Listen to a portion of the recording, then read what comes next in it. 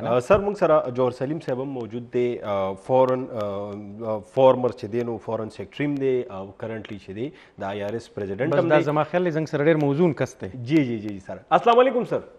जी वैम साहब कैसे हैं आप? कैसे हैं सर आप? ठीक है बिल्कुल ठीक है। आप सर, आपका बहुत शुक्रिया टाइम देने का। सर सबसे पहले तो आपसे पूछना ये है कि अभी जो कश्मीर में जो इलेक्शन हुए हैं उसके बाद जो उमर अब्दुल्ला की पार्टी जीती है, उनका पहला मुतालबा यह है कि आप आर्टिकल 370 जो है उसको रिवोक करें। यही हमारा भी मुतालबा है। जी तो सर इस सिचुएशन में मोरली तो वी कैन से कि हमारी जो बात है उसको कश्मीर की आवाम भी इंडोर्स कर रही है। बिल्कुल जी, देखिए ये तो उनका जो है जब इन्होंने रिवोक की थी, बल्कि उधर की आवाम जो है जो मकबूजा कश्मीर है जी उसकी वो तो अपना हक खुद इरादियत चाहते हैं और उसके लिए वो स्ट्रगल जो है वो 77 साल से उनकी चल रही है। जी जी सर। और स्ट्रगल जो उनकी है जब ये 2019 वाले इन्होंने एक्शंस किए जो बिल्कुल एक गैर कानूनी और उनके अपने ही आइन के मुनाफी एक्शंस थे और जो क्लेम करते हैं कि जी हमसे एक्सेशन हुई थी और उस एक्सेशन इस तरह हुई थी और उसमें हमने ये किया था, उसके भी मुनाफी हैं सारे और इंटरनेशनल लॉ के भी मुनाफी हैं। और फिर जो अक़वाम मुत्तहिदा के जो सारे रेजोल्यूशंस हैं सलामती कौंसिल के, उनके भी मुनाफी हैं क्योंकि उसमें 370 से जो ज्यादा अहम है वो 35A है। बिल्कुल राइट। आर्टिकल 35A ये करता है कि वो वहाँ की डेमोग्राफिक्स चेंज कर सकता है। बिल्कुल। तो रिवोक करने के बाद उन्होंने वहाँ पे लाखों डोमिसाइल इशू किए हैं, तो वहाँ पे जो मुस्लिम अक्सरियत है उसको अक़लियत में बदलने की कोशिश कर रहे हैं। तो उसके खिलाफ बिल्कुल जब ये इलेक्शंस हो रहे थे जो कि एक शैम इलेक्शंस हैं, ये वो उसके बाद वो ये क्लेम करते हैं कि देखें ये लोगों ने वोट इतने 60% लोगों ने वोट कर दिए या 55% ने कर दिए, तो इसका मतलब है जी वो तो खुश हैं। वो बिल्कुल खुश नहीं है। वो तो ये कह रहे हैं कि जी हम ये फील्ड खाली नहीं छोड़ेंगे, क्योंकि अगर बिल्कुल खाली छोड़ दिया तो फिर तो वो बीजेपी और उससे फायदा उठाती है। तो ये इन्होंने अलायंस जो बनाया था नेशनल कॉन्फ्रेंस का और जो इंडियन नेशनल कांग्रेस है उसका जो इंडिया अलायंस, तो मैंने पहले भी ये फोरकास्ट किया था कि वो इन इलेक्शंस में जीत जाएंगे और वही हुआ। वो पोजीशन जीता है और अब उनका ये मुतालबा है बिल्कुल कि उसको जो है 370 और साथ ही साथ 35A उसको भी वो जो है वापस बहाल करें। सर एक थ्योरी है मार्केट में, लाइक मैंने कुछ डिफेंस एनालिस्ट से भी सुनी है कि Modi is a populist leader as you know. तो इस तरह के फैसले like Kashmir is a big issue for Hindustan too. आपको पता है हिंदुस्तान में भी कश्मीर के नाम पे सियासत होती है, पाकिस्तान के नाम पे सियासत होती है। तो मोदी अपने आखिरी टर्म में इस तरह की कोई आपको लगता है कोई स्टेप ले सकता है, कोई बड़ा कदम ले सकता है just for his own legacy? देखिए मोदी जो है बिल्कुल पॉपुलिस्ट लीडर भी है और फिर साथ साथ मोदी क्या है, मोदी आरएसएस का एक कारकुन था जी। की सारी परवरिश जो वो तो 10 साल की उम्र में आरएसएस का रुकन बन गया था और उसकी सारी परवरिश वहीं से हुई है। और जो बीजेपी है वो आरएसएस का ही एक पॉलिटिकल विंग है उस तरह से जी। तो उसमें बेसिक उनका ये इलेक्शन प्लान था कि जी वो 370 को खत्म करेंगे और स्पेशल स्टेटस को खत्म करेंगे और 35A को खत्म करेंगे। तो इसने जो भी इनका पिछला मैनिफेस्टो था उसको किसी ना किसी तरीके से पूरा किया, हालांकि कानूनी तरीकों से किया, जैसे भी किया, तो वो अब उन्होंने कर दिया। अब इससे बढ़ के वो क्या कर सकता है? जो उन्होंने ये तो ये जो इलेक्शंस हैं ये मोदी की कोई ख्वाहिश पे तो नहीं हुए। ये इलेक्शन तो इसलिए हुए हैं कि इंडियन सुप्रीम कोर्ट ने ये ऑर्डर किया था जी मजबूर इलेक्शंस हों। फिर साथ ही साथ उन्होंने ये भी ऑर्डर किया था कि जो इसका स्टेटहुड है, वो जो उनकी यूनियन के अंदर जो उसका स्टेटहुड है उसको बहाल किया जाए। ये तो इंडियन सुप्रीम कोर्ट के ऑर्डर्स हैं जिसपे वो अमल कर रहे हैं इस वक्त। ठीक, अब पे बढ़ के अगर मोदी जो सी है ना देखें, अगर उसमें कोई स्टेट्समैनशिप हो, कोई उस किस्म का उसका लेवल हो, तो फिर वो उसको ये सोचना चाहिए। अब ये तकरीबन उसकी आखिरी टर्म है जो है, बिकॉज खैर उस पर कोई ऐसा बार तो नहीं है जैसा यूएस में होता है कि जी आप 2 से ज्यादा टर्म्स नहीं कर सकते, लेकिन लगता यही है कि उसकी आखिरी टर्म होगी, इसलिए कि अब आरएसएस भी चाहती है कि उसका पर्सनालिटी कल्ट ना बने। तो वो इससे तो अवामिल जो है वो यही दिखाते हैं कि उसकी आखिरी टर्म काफी ज्यादा इस चीज का चांस है। और अगर ऐसा है तो फिर उसको अपनी लेगेसी बनानी चाहिए। लेकिन अब लेगेसी 2 तरीके की बना सकता है ना जी। एक स्टेट्समैन वाली लेगेसी कि जी में वो इस मसले के हल की तरफ जाए, उनका जो 77 साल से, क्योंकि इस मसले ने क्या किया हुआ है, सिर्फ ये इंडिया पाकिस्तान में कॉन्फ्लिक्ट नहीं है, ये पूरे जो जनूबी एशिया है जिसमें दुनिया की 1/4 आबादी, बल्कि अब तो 27% दुनिया की आबादी इधर रहती है, उसको इन्होंने अमन और सलामती से और खुशहाली से दूर रखा हुआ है। इस कॉन्फ्लिक्ट की वजह से। तो अगर वो किसी तरह इस कॉन्फ्लिक्ट को दूर करे और पाकिस्तान और इंडिया के ताल्लुकात बेहतर हों तो पूरा जनूबी एशिया जो है वो अमन का, सलामती का और खुशहाली का गहवारा बन सकता है। तो उससे बड़ी लेगेसी क्या हो सकती है? लेकिन मेरा अंदाजा नहीं कि वो ऐसे करेगा। उसकी वजह यह है कि उसकी ट्रेनिंग इस किस्म की नहीं है। देखिए मोदी उस तक एजुकेटेड नहीं है, वो तो कभी किसी कॉलेज भी नहीं गया, कभी उस तरह से वो नहीं हुआ। उसकी सारी जो परवरिश है वो आरएसएस के ही आइडियोलॉजी में हुई है। ऐसा कम नजर आता है। अच्छा, पाकिस्तान के साथ फिर क्या ऑप्शन रह जाता है? क्योंकि बायलैटरल टॉक्स पर वो यकीन नहीं रखते, यूएन के सलामती कौंसिल के करारदाद का वो ख्याल नहीं रखते, क्योंकि उन्होंने एकतरफा इक़दामात जो 5 अगस्त वाली है वो की हैं। तो पाकिस्तान के पास फिर क्या ऑप्शन बच जाती हैं? जंगें भी हमने लड़ी हैं और कोई वो दूसरी तरफ से जो मतलब इस सीओ का फोरम है उस पे तो जाहिर है उन्होंने कहा है कि बायलैटरल टॉक्स या बायलैटरल टाइज पे बात डिस्कशन नहीं होगी। तो फिर फोरम क्यों कौन सा बच जाता है जिस पर इंडिया हमारे साथ बात कर ले? बिल्कुल, ये बड़ा अच्छा आपने एक पॉइंट रेज किया है। देखें एससीओ पे तो खैर ये क्लियर था कि वो ये क्योंकि एससीओ में जो डाटा है ना उसमें है ही कि इस तरह के बायलैटरल इश्यूज एससीओ में डिस्कस नहीं होते हैं। बिल्कुल। तो अभी ये कहा था पाकिस्तान ने भी कोई उसको ऑफर तो नहीं की थी कि आप बायलैटरल जोन है, बायलैटरल मुलाकातें साइडलाइंस पे हो सकती हैं इस तरह की कॉन्फ्रेंसेस में, लेकिन ना पाकिस्तान ने ऑफर की थी ना इंडिया ने कोई इंडिकेशन दी थी। फिर देखें रिसेंटली उन्होंने ये भी कहा, जो उनका वजीर खारजा ये जो है जयशंकर ने कहा कि जी the era of uninterrupted dialogue is over. अब जो है वो इंटरप्टेड डायलॉग ही होगा, मतलब कि कोई जिस तरह पहले होते रहे पाकिस्तान इंडिया में सेक्रेटरी खारजा के लेवल पे कॉम्पोजिट डायलॉग्स होते रहे जो बड़े साल भी चलते रहे। बिल्कुल बिल्कुल। तमाम मसाइल पे गुफ्तगू होती थी। अब जाहिर है कि इससे जाहिर है कि वो जो है ये नहीं चाहते अब। तो अगर वो ये नहीं चाहते, दूसरी तरफ कोई उन्होंने कोई इस तरह की आमादगी भी जाहिर नहीं की, क्योंकि पाकिस्तान का मुतालबा क्या था अभी 5 अगस्त के बाद हमने डाउनग्रेड किए थे अपने डिप्लोमेटिक रिलेशंस, हमने अपना सफीर वहां से वापस बुलाया था, फिर जाहिर है कि उसके जवाब में उन्होंने भी वापस बुलाया, और उस वक्त से हमारा दोनों ये पाकिस्तान और इंडिया के दरमियान कोई सफारती उस किस्म का जो डायलॉग है ना हाई लेवल का या और कोई मिनिस्टेरियल लेवल का या किसी और लेवल का हुआ ही नहीं है। अब अगर इंडिया को इस तरह की, हमारी उस पर पोजीशन ये थी कि अगर इंडिया चाहता है कि वो डायलॉग वापस आए, वो दोबारा से उस तरह बातचीत शुरू हो, तो पहले ये सारे एक्शन जो उन्होंने 5 अगस्त 2019 को किए उनको रिवोक करें। अब क्योंकि कोई आमादगी जाहिर नहीं की, बल्कि उस पर आमादगी जाहिर नहीं की और ना ही कोई दूसरी आमादगी जाहिर की है कि नहीं जी हम वैसे ही चलें, डायलॉग की तरफ बढ़ते हैं, कोई ऑफर करें इस तरह की। तो लगता ही है कि उनका इस वक्त जो उनकी पोजीशन है वो ये है कि जिस स्टेटस को उनको सूट करता है और उसी में चलेंगे अभी फिलहाल। तो सर यहाँ पे एक ज़िमनी सवाल है कि हमारी जो कश्मीर पॉलिसी है, एट टाइम्स आपने देखा होगा कि हुकूमतों के आने जाने से उसमें भी उतनी कंसिस्टेंसी नहीं रहती। एट टाइम्स हम अमन की आशा की बात करते हैं, एट टाइम्स हमारे ताल्लुकात इतने ख़राब हो जाते हैं कि like we are literal enemies. मतलब लगता है जैसे 2019 में हालात ख़राब हुए थे। तो हमारी कश्मीर पॉलिसी जो है उसमें आपको लगता है कि we need to add a few things? जी देखिए, एक तो खैर अमन की आशा जो है उसकी बात जियो ग्रुप ने की थी, वो उनका प्लान था, हुकूमत का प्लान नहीं था। लेकिन अब जो दूसरी चीज है, देखिए पाकिस्तान का जो एक उस पर कंसिस्टेंट पोजीशन है ना, बहुत ही है। वो ये है कि जो ये मसला है कश्मीर है, जम्मू कश्मीर, ये रिजॉल्व होना चाहिए। अक़वाम मुत्तहिदा की सलामती काउंसिल की जो रेजोल्यूशंस हैं, जिसमें उनको एक प्लेबिसिट का हक दिया है कि एक रेफरेंडम हो जिसमें वो अपना हक खुद इरादियत इस्तेमाल करें और वो डिसाइड करें कि उन्होंने पाकिस्तान के साथ जाना है या हिंदुस्तान के साथ। ये हमारा एक कंसिस्टेंट स्टैंड है जिसे हम कभी भी नहीं हटे। हुकूमतें आती जाती हैं, लेकिन ये जो हमारी एक प्रिंसिपल पोजीशन है, एक तो ये रहती है। दूसरी हमारी प्रिंसिपल पोजीशन क्या है कि हम उनकी जो सियासी, मॉरल, पॉलिटिकल और डिप्लोमेटिक, यानी सियासी, सफारती और जो उनसी है ना जो है ना अखलाकी,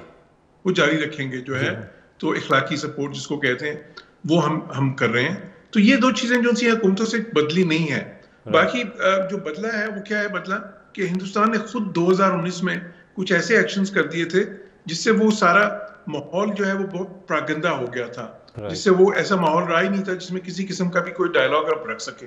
फिर देखें ना, 2019 को सिर्फ उन्होंने रिवोक नहीं किया, उसके बाद उन्होंने क्या किया? कर्फ्यू इम्पोज कर दिए, हजारों लोगों को गिरफ्तार किया, टॉर्चर बहुत से लोगों का। वहां पे लिटरली ये हालत थी कि इंटरनेट बंद कर दिए, फोन बंद कर दिए, पूरे जेल बना के रख दिया मकबूजा कश्मीर को। तो उस सारे हालात में किस तरह से फिर बातचीत हो सकती थी? तो ये अब भारत पे मुनसर है कि किस वक्त वो ये अपनी पोजीशन जो सी है उसको थोड़ा सा इम्प्रूव करते हैं इस सेंस में कि हाँ जी हम इस पे एक मीनिंगफुल बहुत इस पे अहम लफ्ज हैं कि एक तो होता है ना सिर्फ बात की जिससे कहते हैं ना निशस्तनंद गुफ्तनंद बर्खास्तनंद तो वो नहीं होना चाहिए बल्कि ऐसा डायलॉग हो जिसमें कोई बात आगे बढ़े। ऐसा जब भी उसके लिए तैयार होंगे हम तैयार। जी अच्छा ये क्या हम इससे ये मतलब ले सकते हैं क्योंकि एक तो करारदादें पड़ी है, करारदादों के ऊपर उनकी अपनी कानून साजी है, तो क्या अब कश्मीर में अगर हम बात करते हैं तो वो तो इंसानी हुकूक पे बात करते हैं, तो क्या इस तरह हो सकता है मतलब यह हक बजानिब नहीं है कि दुनिया के जो ममालिक है वो थोड़ा सा इंसान के ऊपर मार्केट को तो तरजीह देते हैं क्योंकि इंडिया बिगर मार्केट बिल्कुल बहुत बड़ी मार्केट है दुनिया के लिए भी। बिल्कुल नहीं, आपने बिल्कुल सही कहा। देखें और सिर्फ ये तो एक जो है ना उनके वजह है, जो उससे भी बड़ी वजह है वो ये है कि इस वक्त जो इंडिया है,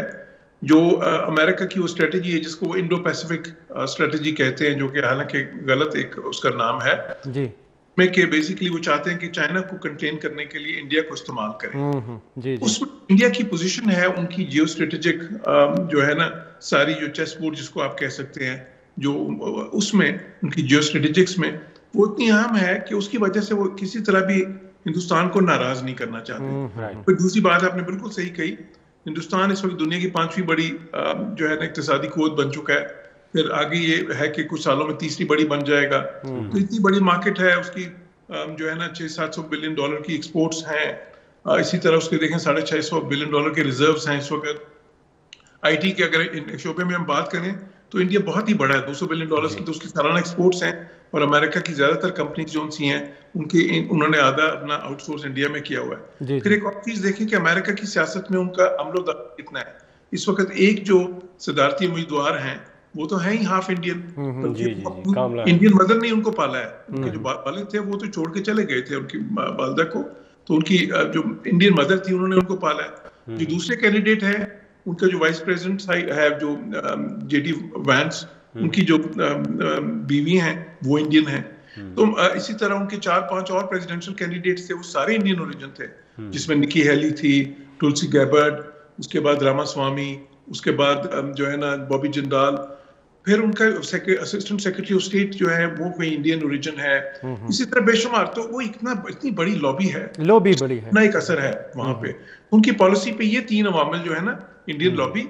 दूसरा ये उनकी इकोनॉमी का जो असर है मार्केट का जिस तरह आपने बात की, और तीसरा ये है कि जो western geo strategic chess board पे उनकी पोजीशन है। उन 3 वजहों से, वजूहात की वजह से वो पाकिस्तान का जो मौकफ, जो कि असूली मौकफ है और वो बिल्कुल असूलों पे और अक़वाम मुत्तहिदा की करारदादों पे वो पूरी तरह से मुश्तमिल है, उसको फिर वो इग्नोर कर देते हैं और इंडिया की बात को वो जरा ज्यादा सुन लेते हैं। ठीक सर, तो हमें कश्मीर की खातिर अपनी इकोनॉमी को बेहतर करना होगा ताकि दुनिया में भी हमें लोग सुन सके अपनी खातिर के अलावा। हाँ, लाइक कश्मीर के लिए भी सर आपने जो बात की, और राइट सर, आप बिल्कुल सही कह रहे हैं कि मतलब इंडिया इज अ बिगर मार्केट, इक्तिसादी तौर पे एक बड़ा वो है, लोग उसको दूसरे ममालिक वैल्यू देते हैं, तो we should also be like, अगर हम होते इकोनॉमिकली हमारी उतनी वर्थ होती है and we were among the top 5, तो आई एम श्योर फिर हमें भी हमारी भी बात उसी तरह सुनी जाती। बिल्कुल, ये बहुत जरूरी है कि हम इकोनॉमिकली और बाकी जो है ना, जिसे कहते हैं ना, we have to put our house in order, ताकि दुनिया में जो है ना, वो एक बड़ी पंजाबी की एक मिसाल है कि जिन्हां दे कर दाने उन्हां दे कमले भी सियाने। सही बात है। Thank you so much sir, thank you for your time. बस आपने एक ही उसमें जवाब दे दिया हमें। सर बाखिर के लिए मजेदार खबर। बिल्कुल बिल्कुल। आकतुन को वड़ा शांति दमाखलू दमे नपस राजू और पदे मौजू माने खबर है तेरे जारी साहब।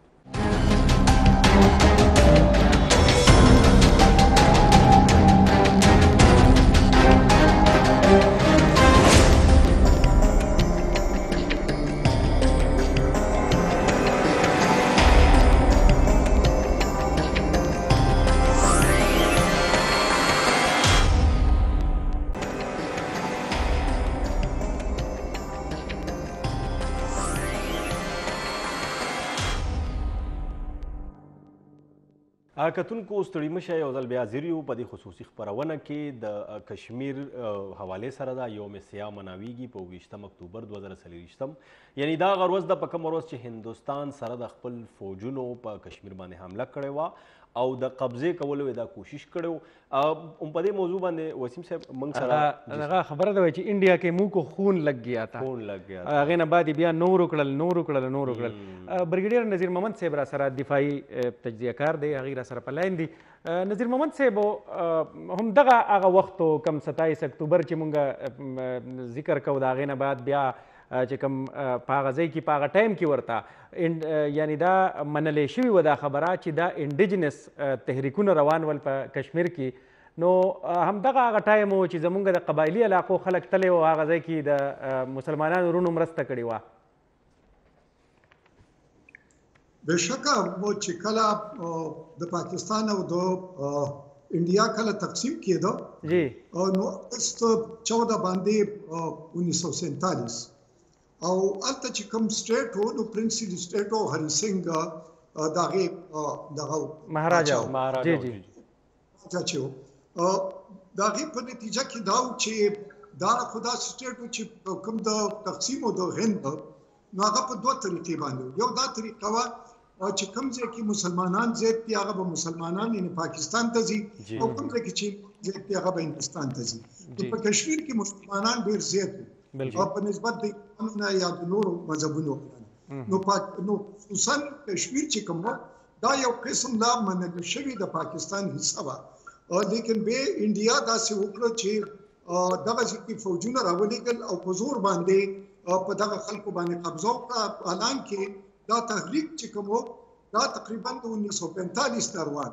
او د هری سنګ خلاف هم او بل د انډیا خلاف هم او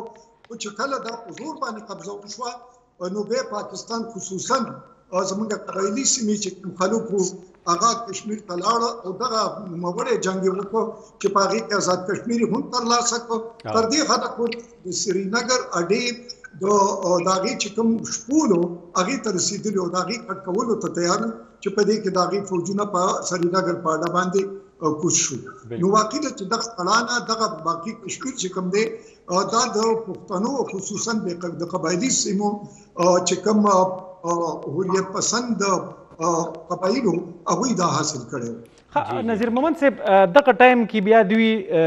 یعنی انډین سایډ یو معاهده یادوي او هغه معاهده که تاسو فکر کړي د هری سنګ او بیا د هغه ځای د لارډ ماونټ بیټن منځ کې کوم چې کوم دغه گورنر جنرال و د هغه منځ کې خلک دغه دیو دغه یادوي چې ګنې دغه څه معاهده شوې وه دغه معاهده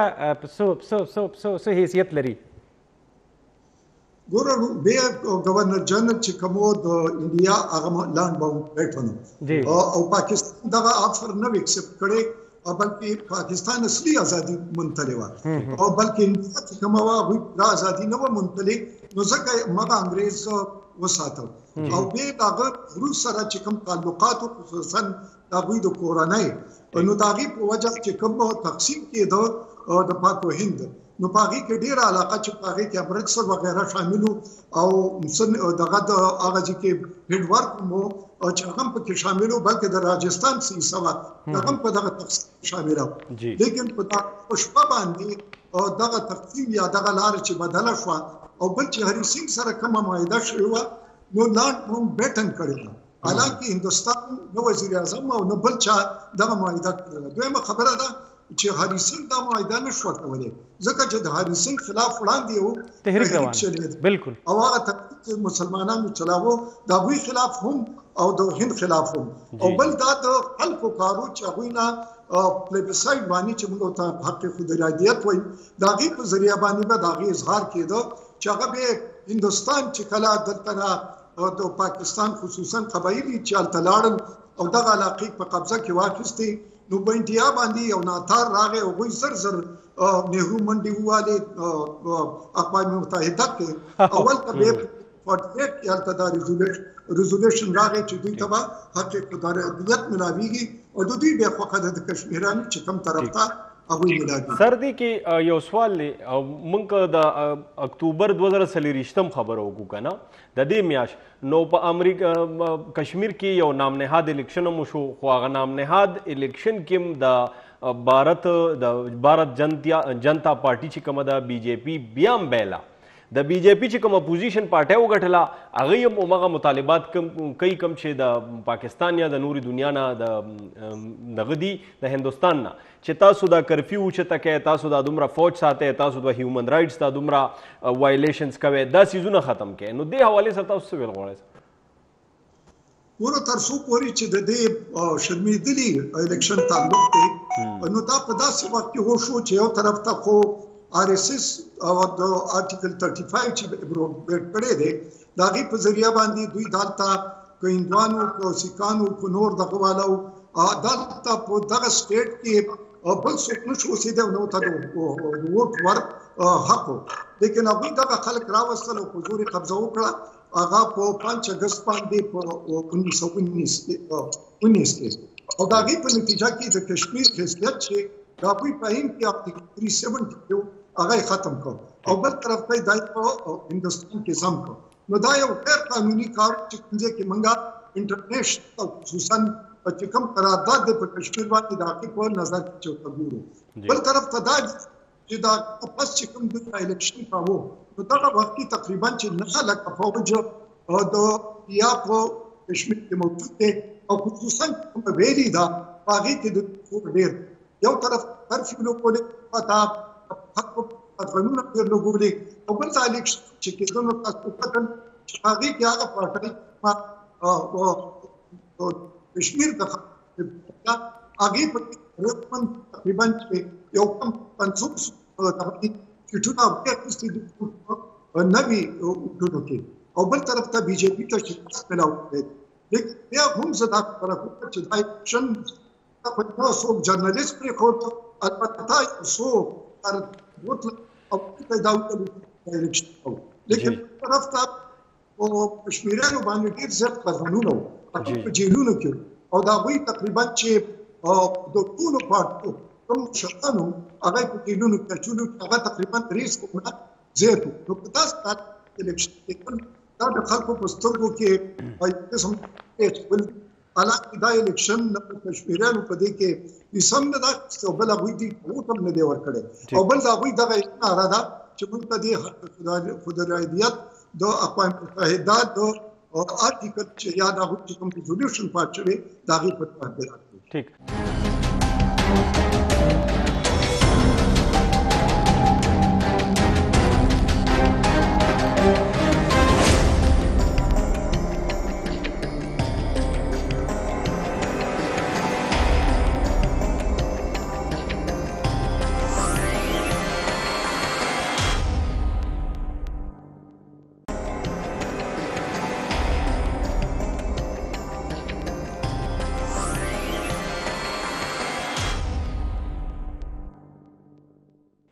ऐसे ही है। देखिए मसला हमारा ये है कि अभी तक हमें यकीन नहीं आ रहा। देखिए अमेरिका के साथ आपके पिछले 20 साल या पिछले 40 साल का रिश्ता कैसा गुजरा है। इन्होंने आपको पब्लिकली जो है एम्बैरस किया है, बिल्कुल आपके लोगों को शहीद किया है, आपके मुल्क के अंदर तफरका पैदा किया है, आपको ये कहा है कि नस्ली बुनियादों पे दहशतगर्दी को फरोग दी है। देखिए नस्लन तो कोई दहशतगर्द नहीं है ना जी जी। कि आपने कैसे ये काम किया। और उसके बाद आपने पाकिस्तान को प्रेशर दिया कि पाकिस्तान के लोग बहुत अच्छे हैं लेकिन पाकिस्तान की जो पॉलिसीज हैं वो बहुत बुरी हैं। पाकिस्तान ने ये कर दिया, पाकिस्तान ने वो कर दिया। अफगानिस्तान के साथ हमारे बहुत अच्छे रिश्ते थे, सारा कुछ था, लेकिन पिछले 20 सालों में उन्होंने पाकिस्तान की जो भी गुडविल थी उसको नई नस्ल के दरमियान उतना ही जो है नफरत के अंदर तब्दील किया। जो आपका हजारों साल का एक रिश्ता था उसके अंदर आपने एक दरार डाली। और ये किस तरह डाली? ये सोशल मीडिया के थ्रू, मीडिया के थ्रू ये चीजें कह के कि जी सारा कुछ जितने दहशतगर्दी के वाकयात हैं वो पाकिस्तान करा रहे। वो जो 40,000 बम थे जो अफगानिस्तान के अंदर गिराए वो पाकिस्तान ने गिराए, वो तो अमेरिका ने गिराए ना। जो 141 मुल्कों की जो फौज आई अफगानिस्तान में वो पाकिस्तान लेके गया, अमेरिका लेके गया। लेकिन बुरा कौन है अफगानिस्तान में? पाकिस्तान। बुरा कौन है? पाकिस्तानी पश्तून। तो आपने ये तमाम चीजें पैदा इसलिए की कि उनके लिए ये बेहतर है कि ये जो इलाका है जो बफर जोन है चीन के लिए, रूस के लिए, सारे इलाके में गैर यकीनी सूरत हाल रहे और दहशतगर्दी का समा रहे। हमें यकीनी तौर पे चीन के साथ, रूस के साथ, सेंट्रल एशियन ममालिक के साथ अपने ताल्लुकात को बेहतर करना होगा, ताकि जो दुनिया के इक्तिसादी मामलात हैं उसमें आप हिस्सेदारी करें। ठीक है, और उसके बाद बेशक अमेरिका के साथ भी ताल्लुकात कायम करें, लेकिन इक्तिसादी बुनियादों पर। ठीक है madam, thank you so much for your time. Sir madam दे खबरों के मां वदरे खबरें नोट के दा यो पके मां ढेर इंपॉर्टेंट खकारी पदेस तासु नम दगा गस्ता वड़ बतजिया मैडम योजे की खबरों का चे परसेप्शन जोड़ शो नागा विलकी की चे परसेप्शन स्ट्रॉन्गर देन रियलिटी दा खबर इमाम द सवाल को दा गीना ची लका पाकिस्तान सर आगा मसला द बद से बदनाम बुरा वाला लका गोरा कई प्रैक्टिकली आगी पर रियासती लेवल बांधी पर रियासती लेवल बांधी दलता को गुलाबियाम कीगी न चरता रियासती न ओन कई हर संग सुत तहरीक ते या बैंड आउटफिट्स थी बागा गरजवली शिवी दी पे हुकूमती सतह पर रियासती लेवल बांधी अल तक रियासत लगी ओ एट्रोसिटीज कई द ह्यूमन राइट्स वायलेशंस कई او یو طرفه قانون سازی کوي لکه دا ټول هغه سیزونه دي خو پاغي کې لکه بس دا پروپاګیټ شوی نه دی په هغه ځای کې. بل خبره دا د هغه ځای چې کم دی نو هغه داسې وساتي لکه تاسو وګورئ انټرنیشنل جرنالست ډېره موده به مونږ دا خبرونه چلول انډیا چې کم دی نو هغه انټرنیشنل جرنالست له علاوه کوي اجازت ورکوي چې تاسو کشمیر ته لاړ شئ خو ور به نه کوي اجازت نه ورکوي څوک هم نه شوتلی چې هغه تللی وي او هغه دننه په انډین اکوپاید کشمیر کې هغې څه کوریج کړی وي هغې کتلی وي چې بهی او دلته به خلکو کشمیر میډیا سروس چې به مونږ کتو روزانه ستاسو خبره کمپلیټ سکیورټي سټیټ ته جوړ کړی دی بالکل هغه خو دی هغې کې خو چې د هغې کم میجرز دي او کم دغه ویلې نه هغه خو داسې دي لکه د حالتي جنګ هغه خو خبره دا ده زویمه چې د هغه ځای نه د هغې خلکو اواز چې کم دی هغه څوک هم نشي رایستی نه یې څوک کوټ کولی شي نه ترې مونږ چېرته داسې تصویر راغی چې کوم په شام کې د سمندر په غاړه باندې د ماشوم هغه تصویر و څومره ماشومانو تصویرونه دي پیلټ ګنز هغه تصویرونه ته وګوره د ماشومانو هغه نو لکه زه تاسو ته دا وایم چې په هغې کې به هر هغه څیز کوم چې د دنیا د راویښولو دپاره د دنیا دغه څه ورته وایي یاره دغه سینسیټیو کولو دپاره د ضمیر د راویښولو دپاره نو هغې د هغه مقم نه ورکوي هغې دومره کنټین ساتلی دی هغه څیزو چې د هغې نه یو څیز بهر ته نشي راوتی نو د دغې وجې نه دغه دی چې د مونږ مقدمه چې کم ده نو هغه کمزورې ده کمزورې ده او دوه درې څلور خبرې ډېرې اهمې ما په دې کې واورېدې سر یو خو دا ده چې موږ لم دوستان داسې دوستان جوړول پکار دي چې په سخت وخت کې په موږ ودرېږي زما په خیال امریکا څنګه ودرېږي ډاکټر صاحب چې دا کومه خبره وکړه که نه هغې وایي چې موږ له د چا جولۍ ته ځان نه دی اچول پکار که موږ له د چا سره هم تعلقات کې ښودو په میوچول ریسپیکټ پوه شوې د ټولو نه اولنی څیز زموږ دپاره دا دی زما په خیال زه وایم چې زموږ خپل ملک ته هم دا مشوره ده چې په میوچول ریسپیکټ باندې د یو ملک سره زموږ تعلقات پکار دي ادروایز هغه بیل ملک دی او زه بیل ملک یم زما بیل انټرسټ دی او د هغو بیل انټرسټ دي ملکونه چې کوم دی ماډرن ورلډ چې کوم دی یا ماډرن ورلډ اډر چې دی نو هغه صرف او صرف په انټرسټ باندې مبني دي او سر اټ از ټایم چې موږ هم لګ رایوځی شو دنیا کې په اقتصادي توګه خپل یو سټینډینګ جوړ کړو بالکل چې دا یو ملک زموږ نه مجبورې وي که نه ګوره دا انډیا ده که نه موږ دا ګورو دا ایټ ا ټایم د رشیا سره هم د معاهدې کوي ډیفنس والا او ایټ ا ټایم دا د امریکې دپاره هم د ټولو نه غټ مارکیټ دی یو قسم هلته یوکرین تم ځي او هلته د یوکرین تم ځي بالکل نو لکه په هغې کې هغې یو خپل دغه ساتلی دی بس چین سر تاسو وګورئ که نه سر اوس چې دا په مختلف فورمز باندې کینی او دشمني هم کوي د بریکس سمیټ کې چین خلاف د امریکې غټ اډم جوړېږي دلته د امریکې مرکز هم جوړېږي دلته کې دیکھئے د امریکې سره په دې ریجن کې د ټولو نه غټ سکیورټي او سټریټیجک پارټنر دی بالکل ایٹ د سیم ټایم د بریکس ممبر دی د بریکس ممبر دی بریکس کې دا دعوه کوي چې موږ د هغه تسلط نه تاسو راغلاست بالکل او الته د امریکای سټریټیجک پارټنر دی نو دغه خبره راځویم چې لکه موږ له په خپل باندې موږ د خپل تعلقات چې کم دي دا به موږ له خپل مفاداتو په بنیاد باندې موږ له طے کول غواړي او تاسو خبره موږ چې خپل کمزوري او موږ به د کشمیر څنګه امداد کوو ګوره موږ پر پروګرام پر مخ په 13 برخه کې موږ دا خبره وکړله چې انډیا کو پرس کده چا د لپاره اټریکټیو دی نو هغه د سو ریزنز د وجې نه اټریکټیو دی او لومبه پکې اکانومي دی لومبه پکې دغه ګوره غټه پاپولیشن دی غټ مارکیټ دی د خلکو د کنزیومرز پکې ډیر دي آی ټي پرووایډر دی مین پاور پرووایډر دی دا ټول هغه خبرې دي چې لکه هغه او خد ټول نه غټه ده د دفاعي معاهده کوي د خلکو ملکونو سره د ټول نه غټه دغه خبره وای چې هغه څنګه چې ډاکټر سی به دا خبر وکړل چې دا د هغه په ګټه کې دی د ویسټو د فرانس سره هغه دغه معاهده ونه کړه د زما خیال 6 فایټر جټ 7 جنریشن میک 21 شو او نه د 7 جنریشن د رافایل چې رافیل او د هغه دغه فایټر جټس هغه تی واغست لړاکه تیار نو د هغه خو پاغي کې فائدہ ده او دغه څنګه چې هغه خبر وکړنه دا بالکل لکه هغه خلک خپل فائدہ وګوره هر ملک خپل انټرست دی ماته ته وي انټرست بیس تعلقات پکاره ایگزیکټلی نو کتن کو پدې اخیری پیغام سره بچې د پروګرام کې تاسو نه اجازت واخلو موږ سره کوم ټایم هم کم وګوره پدې موضوع باندې کم سټرګل چې کشمیر کړي دي نو پکار چې موږ هر بندا پدې ورځ نه یوازې هر ورځ موږ ته موقع ملاویږي موږ پدې سوچو کو چې زه فلسطین کې خو ډېر غټ مسایل روان دي ډېر لرې مانه روان دي دا خو زما په گاونډ کې زما په دیوال باندې روان دي دا زما حق جوړېدو چې ما د کشمیر خلکو ته حقوق ورکړي وي خو د بده مرغه زمونږ هم څه کمزورۍ دي هغه اکنامیکل توګه باندې دي هغه په مختلف دی دغه باندې دي موږ له به دوستان جوړول وي څنګه چې وسیم صاحب خبر وکړه موږ له به دې پوزیشن ته دې حیثیت ته را رسېدل وي چې موږ د کشمیر د خلکو امداد وکړو شو او د کشمیر د خلکو باره کې تاسو ته ووایم د کشمیر خلک سټرګل نه پرېږدي د کشمیر خلک ګیو اپ والا خلک نه دي د 1846 نه کله چې د برطانیې راج راغلی دی سیکانو له شکست ورکړو نو د هغه وخت نه په باقاعده توګه په کشمیر کې د هر سطح ظلم شروع دی نو چې کوم قوم تیر 250 کاله نه سیوا کې مسلسل ظلم کې ګیو اپ ونکړو هغه شکست نه منلو نو د مودي یا د کانګرس یا د بی جے پی پالیسۍ هغه قوم له شکست نشي ورکولی خو موږ لا په خپلو خپو ودرېدل ډېر ضروري دي کتونکو په دې خپرونه کې اجازت راکړئ چې چېرته مو اوسئ ښاد آباد اوسئ الله پامان